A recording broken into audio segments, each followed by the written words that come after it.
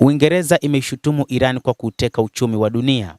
Waziri wa mambo ya nje kutoka katika mataifa 7 tajiri zaidi duniani G7, akiwemo waziri wa mambo ya nje wa Marekani Marco Rubio na waziri wa mambo ya nje wa Uingereza Ivat Cooper, umekutana nchini Ufaransa kwa mazungumzo yanayotarajiwa kuangazia vita dhidi ya Iran. Katika mkutano huo, waziri wa mambo ya nje wa Uingereza alitoa wito wa kupatikana kwa suluhu ya haraka ya mgogoro wa Mashariki ya Kati, akishutumu Iran kwa kushikilia uchumi wa dunia mateka kwa kuzuia mlango bahari wa Hormuz. Ni wazi kabisa kwamba tunahitaji kuona suluhu ya haraka ya mgogoro huu ili utulivu urejee katika eneo hilo, alisema. Akizungumza hatua za Iran katika mlango bahari wa Hormuz, alisema Iran haipaswi kushika uchumi wa dunia mateka kwa kudhibiti tu mlango bahari unaohusiana na njia za kimataifa za usafiri wa majini na uhuru wa usambazaji. Hata hivyo, Uingereza inaishutumu Iran kama ndio nchi pekee iliyozuia na kuharibu uchumi wa dunia. Badala yake inashindwa kuielezea kwa mapana Marekani na Israel kwamba ndizo ambazo zimesababisha changamoto kubwa katika eneo la Mashariki ya Kati, anasema waziri wa mambo ya nje wa Iran Abbas Araghchi.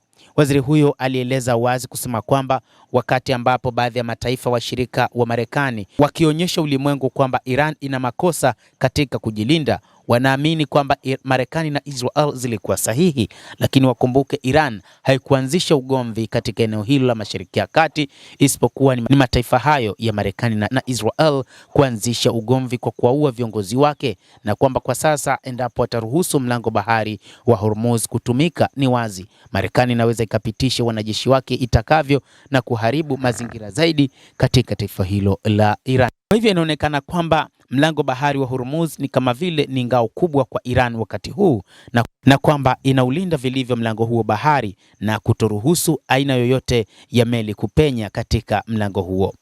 Hata hivyo, Uingereza ilishutumu Urusi kwamba inaisaidia kijasusi Iran, hasa kulenga maeneo ya kijeshi ya Marekani, kukiwa na ishara zinazochanganya kuhusu mipango ya Marekani ya kufanya mazungumzo mapya na Iran. Mapigano ya kurushiana makombora kati ya Iran na Israel, maadui wakubwa katika Mashariki ya Kati, inaendelea. Iran ilirusha makombora kadhaa kuelekea kaskazini na kusini mwa Israel usiku kucha baada ya Israel kufanya mashambulizi ya anga kadhaa ndani ya Iran mnamo jana Ijumaa. Jeshi la Israel lilisema mashambulizi hayo yalilenga vituo vya uongozi vya kikosi cha kijeshi na wizara ya ujasusi huko Tehran, pamoja na maghala ya silaha na mifumo ya ulinzi wa anga. Na katika milipuko ya hivi karibuni kaskazini mwa Tel Aviv, rosheni za majengo zimekatika na kuta zinamwaga vipande vya zege kwenye mashimo yaliyotokea kutokana na mashambulizi. Ripoti za eneo hilo zinaonyesha kuwa hii ilikuwa ni pigo la moja kwa moja ambayo iliharibu karibu majengo mengi katika taifa hilo, na inadaiwa kwamba watu 6 wanaripotiwa kujeruhiwa vibaya kana na mashambulizi hayo.